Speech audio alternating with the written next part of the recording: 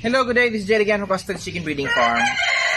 So, sa video to i-explain ko lang, no, yung binibenta kong Jerome Hybrids. Okay?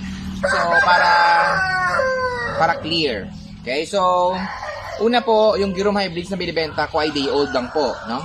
So, limited lang po siya na availability kasi once na wala nang orders, isa-stop ko na po siya kasi papalitan ko na yung mga broodcock ko, no? Regarding sa mga manok, hindi po sila mga higanteng manok, no? Ang kanilang adult weight ay nasa 3 to 3.5 kilograms lang sa male, eh nasa female nasa 2 to 2.4 kilograms lang. So hindi po yun sila mga sobrang malaking manok, pero dual purpose po yun, no? So pwedeng pang itlog, pwedeng pang karne. So hindi po yun sila na designed for meat only, so dual purpose po sila. So pwede po silang i-breed kahit sa anong manok, no?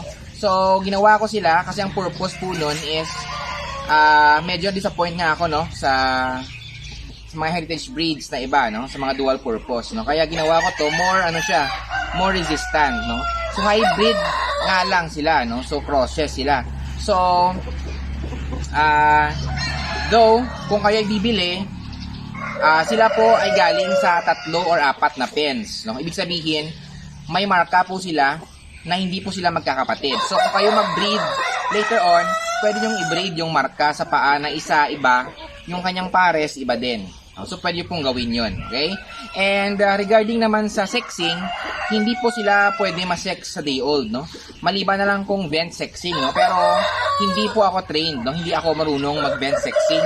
Hindi ko po kaya, nag-try ako pero hindi ko kaya, no? So yun po, no? Again, dual purpose po sila, hindi po sila mga higante. Pangalawa, hybrids po sila, but pwede nyo po silang i-breed kasi iba-iba po yung pen galing yon, no? So hindi magkakapatid, okay? So yun, at bulik po yan sa lahat. At again, hindi po sila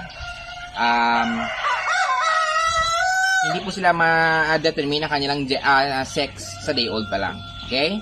So yun lang para clear, no? Kasi ayoko yung baka sabihin na hindi ako honest, no? So, basta clear na yun lang po ang weight ng ating manok, no? Hindi umaabot most likely ng 4 kilos. Hanggang 3.5 lang yung sabihin natin. Kung mag-extend siya up to 4, then good, no? Pero most likely sa regular weight is 3 to 3.5 sa rooster and 2 to 2.4 ang female nila pag tanda. Okay? And hindi po sila most likely naglilimlim.